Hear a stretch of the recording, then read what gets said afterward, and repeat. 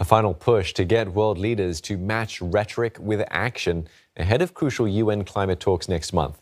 Environment ministers from around the world and activists have gathered in Italy for the last major summit ahead of COP26. Temperatures are running high in Milan. Scuffles have broken out as climate activists and police clash near where environment ministers from more than 30 countries are gathered. It's the final stretch before the key United Nations climate summit COP26 next month. The pressure is on, with prominent activist Greta Thunberg issuing this criticism ahead of the talks. Of course, we need constructive dialogue, but they've now had 30 years of blah, blah, blah, and where has that led us? This time, 400 youth activists will make their voices heard. They will outline their priorities for climate action in a joint communique to be presented to ministers.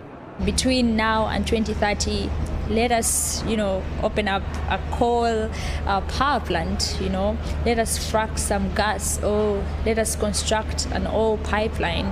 That is not the real climate action that we want. If you are to go by net zero by 2030, it has to start now, not in 2030. Despite the criticism, world leaders say the wheels are beginning to turn on a number of fronts. UK Prime Minister Boris Johnson, who will be hosting COP26, believes it's possible to shift the scale to end climate change. There are four things that we want to come out of COP26, four big changes in our approach, and it's very easy to remember. It's coal, cars, cash and trees. Coal, cars, cash and trees.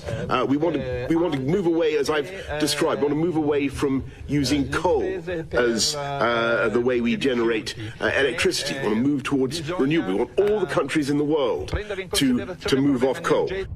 The summit next month has been billed as a key milestone for keeping the landmark Paris Accord afloat.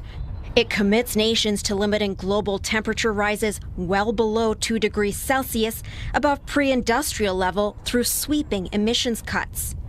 Despite that, emissions have continued to rise in the 6 years since the deal. Lucy Hoff joins us for more on this. Lucy, what is the aim of this last summit before COP26? Well, Steve, this is, as we were hearing from your reporter there, a meeting of global climate ministers from up to 40 countries around the world, looking to essentially lay the ground ahead of next month's crucial COP26 summit. There will be discussions about a number of issues, those priorities laid out by the UK Prime Minister Boris Johnson, and critically, over 3 days of talks that end on Saturday, the crucial issue to resolve will be that of climate financing.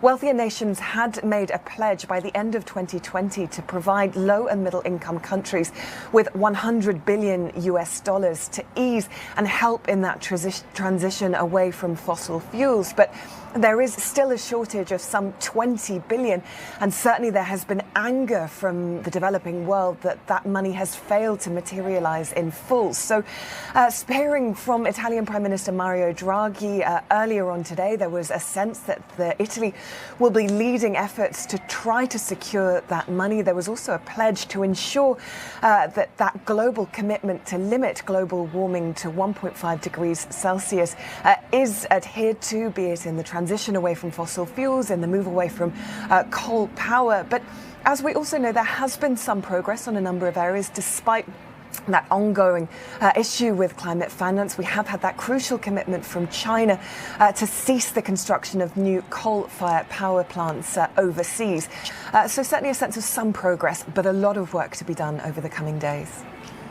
And what are some of the priorities then that youth activists will lay out?